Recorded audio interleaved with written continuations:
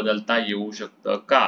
आम्हाला काय झालंय, आमचे पैसे जे येत आहेत ते पैसे आमचे सर्व अशा बँक खात्यामध्ये जात आहेत की ज्या बँकेमधून आम्हाला ते पैसे काढता येत नाहीयेत, किंवा आमचे ते बँक खाते मायनस मध्ये गेलं आहे आणि आमचे पैसे कट होत आहेत. आता आम्ही जर बँक खाते बदलायला गेलो तर आमच्या योजनेचा लाभ बंद होईल का, किंवा याची प्रक्रिया काय करणार, आम्ही फॉर्म मध्ये हे अपडेट कसं करणार, असे विविध प्रश्न लाडक्या बहिणी विचारत आहेत. तर त्या प्रश्नांबाबत आपण आज उत्तर तुम्हाला एक सविस्तरपणे आणि एकदम सिंपल पद्धतीने सांगणार आहे, जेणेकरून तुम्ही तुमचे बँक खाते लगेच बदलू शकता आणि त्यामध्ये तुम्हाला कोणत्याही प्रकारची अडचण देखील येणार नाही. तर मित्रांनो, सर्वात आधी लाडकी बहीण योजनेअंतर्गत जो लाभ मिळतो, म्हणजेच की लाडकी बहीण योजनेचा लाभ वितरण आपण पाहत असतो की जे होत असतं, ते वितरण हे डीबीटीच्या माध्यमातून केलं जातं. कशाच्या माध्यमातून केलं जातं? डीबीटी. आणि लाडकी बहीण योजनाच नाही तर आपण पाहिलंय की संजय गांधी निराधार योजना असेल, पीएम किसान योजना असेल, नमो शेतकरी महासन्मान निधी योजना असेल, एवढेच नाही तर सध्या पीक विम्याचे शेतकरी बांधवांना जे पैसे मिळतात ते देखील डीबीटी मार्फतच मिळतात. आता याबाबत डीबीटी म्हणजे काय किंवा डीबीटीचा लाभ कसा बदलायचा हे देखील आपण आजच्या व्हिडिओमध्ये पाहणार आहोत. त्यामुळे व्हिडिओ शेवटपर्यंत पाहायचा आहे आणि अशाच कामाच्या माहितीसाठी, अशाच महत्त्वाच्या अपडेटसाठी आपल्या हक्काच्या मराठी चॅनलला आधी सबस्क्राईब करून घ्या, जेणेकरून ही सर्व माहिती तुम्हाला योग्य पद्धतीने आणि सर्वात आधी मिळणार आहे. तर मित्रांनो, मी विराज. आता आपण या आपल्या मुद्द्याकडे येऊया की हे कसं बदलायचं. तर डीबीटी द्वारे लाभ म्हणजे काय असतो, तर लक्षात घ्या, हे तुमचं आधार कार्ड आहे. म्हणजे की समजा लाडकी बहीण योजनेअंतर्गत ही एक लाभार्थी महिला आहे. आता या महिलेने तिचा अर्ज करताना आपण समजू की तिने अर्ज करते वेळी युनियन बँक ऑफ इंडियाचं खातं दिलं. कुठलं दिलं? Union bank. आपण एक फक्त समजून घेऊया युनियन बँकेचं. परंतु त्या महिलेला योजनेचा लाभ कुठं जमा होतोय, तर योजनेचा लाभ तिला येतोय आयसीआयसीआय बँकेत. कुठल्या बँकेत येतोय? आयसीआयसीआय बँकेत. परत असं कशामुळे झालं? आम्ही तर अर्ज करताना युनियन दिलतं, परंतु आमचे पैसे आयसीआयसीआय बँकेमध्ये का होत आहेत? तर तुमच्या आधार कार्डला डीबीटी मध्ये तुमच्या आधार कार्डला जी बँक लिंक आहे त्याच बँक खात्यामध्ये या योजनेचे पैसे येतात. लक्षात घ्या, सर्वात महत्वाची बाब म्हणजे सगळा विषय कुठे आहे, तर सगळा विषय असणार आहे तुमच्या आधार कार्ड वरती. मग आता हे आधार कार्डला लिंक असलेलं बँक खातं आपल्याला बदलायला लागेल. आधार कार्डला लिंक असलेलं बँक खाते आपल्याला बदलायचे.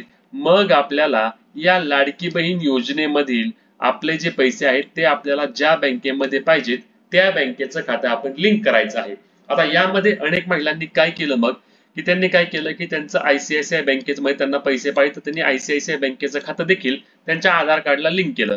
बँकेने ती प्रोसेस देखील सर्व पूर्ण केली आणि बँकेने सांगितलं की बाबा आमच्याकडून हे प्रोसेस झालेली आहे. पण तरी देखील काय झालं, पुढचा हप्ता लाडक्या बहिणींना युनियन मध्ये परत गेला. म्हणजे तिला ज्या जुन्या बँक खात्यामध्ये पैसे येत होते तिकडेच पैसे गेले. मग असं का झालं? तर ज्यावेळी तुम्ही मग डीबीटी मध्ये तुम्ही ऑनलाईन एनपीसीआयच्या वेबसाईटवर जाऊन चेक केलं. कुठल्या वेबसाईट जाऊन चेक केलं? npci.com वेबसाईट आहे, तुम्ही देखील तुमचे चेक करू शकता. त्याबाबत देखील आपण व्हिडिओ उद्या किंवा परवा घेऊन येऊया. ठीक आहे. एनपीसीआयच्या वेबसाईटवर जाऊन त्यांनी चेक केलं तर एनपीसीआय वरती परत एकदा आधार कार्डला लिंक असलेलं बँक खातं युनियनच दाखवतंय. कुठलं दाखवतंय? युनियन. मग आता असं ह्याला काय केलं पाहिजे? आता युनियन दाखवतंय, आम्ही आयसीआयसीआय ला लिंक केलं तरी देखील आमचं युनियनच खातं काय येतंय, असा प्रश्न लाडक्या बहिणी विचारत आहेत. समजून घ्या बरं का, आपण फक्त एक उदाहरण देतोय की तिचं युनियन मध्ये खातं आहे लाडक्या बहिणीचं, तिला पैसे आयसीआयसीआय मध्ये पाहिजेत. तर तिने आयसीआयसीआयचं खातं लिंक केलं तरी देखील तिचे पैसे युनियन मध्येच का गेले, हा महत्वाचा मुद्दा होता. तर लक्षात घ्या, युनियन बँकेचे तुमचे पैसे बंद होण्याकरिता, युनियन बँकेचे पैसे आहेत ते पैसे बंद होण्याकरिता युनियन बँकेमधून तुमचं अकाउंट अनलिंक किंवा डिसीडिंग व्हायला लागतं.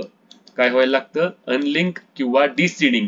मग हे अनलिंक आणि डिसीडिंग करायला तुम्ही बँकेत गेल्यानंतर बँक काय म्हणणार की तुमचे जे चार्जेस आहेत पहिले ते चार्जेस भरा. आणि मग काय उपयोग होणार? एवढं सगळं करून जर आपल्याला चार्ज भरायला लागले तर मग लाडक्या बहिणींना मानसिक ताप होतोय ना. मग आता या सर्वावर एक पर्याय कोणता आहे? तर एक पर्याय या सर्वावर असणार आहे आयपीपीबी. काय आहे?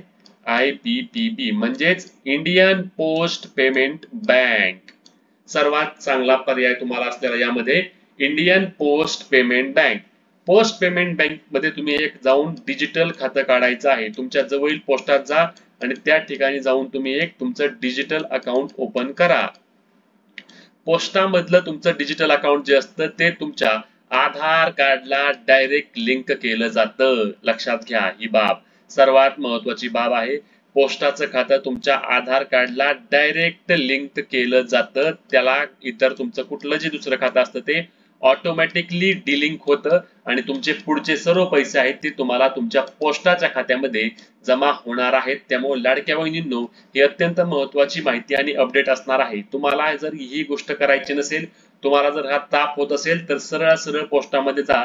200 ते 250 रुपयामध्ये तुमचं ते अकाउंट ओपन होईल.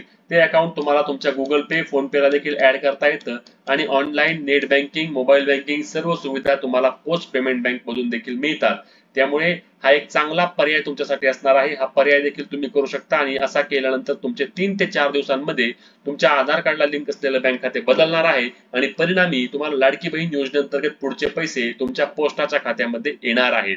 आता ही महत्त्वाची माहिती तुम्हाला कशी वाटली हे कमेंट मध्ये सांगायला विसरू नका. या व्यतिरिक्त तुमचे कोणतेही प्रश्न असल्यास ते देखील आम्हाला कमेंट मध्ये नक्की विचारा. त्याबद्दल देखील आपण व्हिडिओ घेऊन येऊ आणि ही व्हिडिओ जास्तीत जास्त लाडक्या बहिणींपर्यंत शेअर करायला आणि अशाच कामाच्या माहितीसाठी अपडेटसाठी आपल्या हक्काच्या पेजला सबस्क्राईब करायला आणि फेसबुकवर पाहत असल्यास फॉलो करायला